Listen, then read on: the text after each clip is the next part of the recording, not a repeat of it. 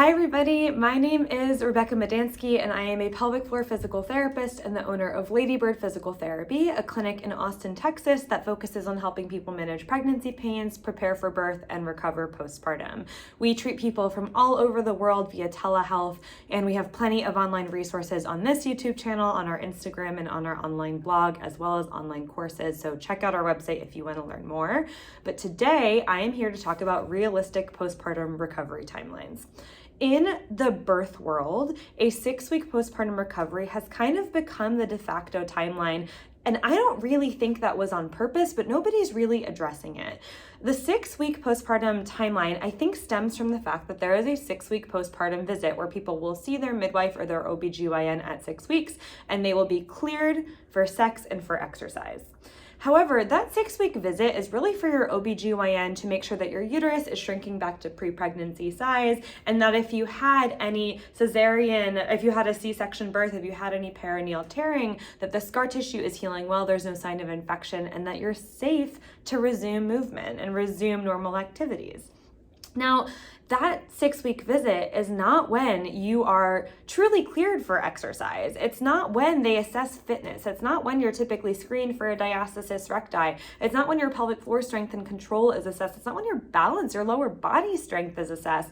It's not also typically the time where you talk about sleep deprivation and hormonal changes in the postpartum recovery timeline, and birth injuries and pregnancy injuries and prior level of fitness, and all of the factors that truly dictate how your postpartum recovery will go. So what I really want to talk about today is what a realistic timeline is and why that is.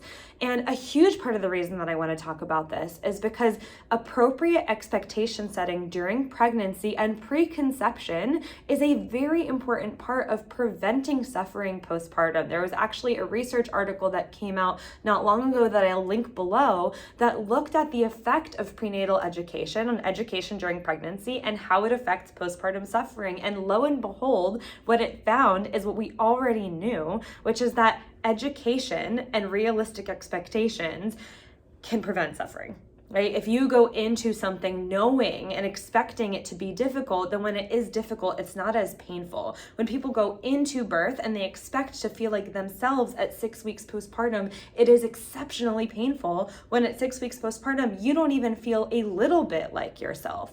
A realistic recovery timeline for postpartum recovery is truly, I would say, 6 to 18 months, even up to 2 years.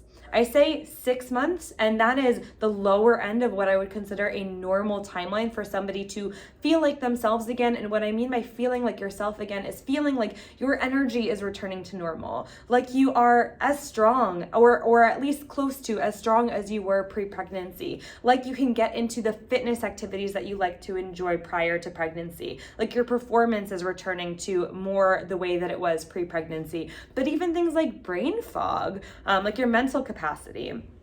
18 months to 2 years is also not that uncommon. That might be on the farther end of a normal postpartum recovery timeline, but same. And it's because of all of those factors that we talked about already, like prior level of fitness, genetics, luck, injuries during pregnancy, injuries during birth, all of these factors, nutrition, postpartum support, that so significantly affect your postpartum recovery. And so 6 months to 18 months, all the way up to 24 months is truly realistic. And of course, there will be people who will feel excellent much earlier. There are also people who will have a much longer postpartum recovery as well. There are always outliers, but I think that setting a realistic expectation can do so much to prevent suffering. So if you want to learn more about why that 6 to 18 month timeline is truly the most appropriate for postpartum recovery, head to our blog. I'll link that below. We actually just posted something today diving a little bit more into how sleep and hormones and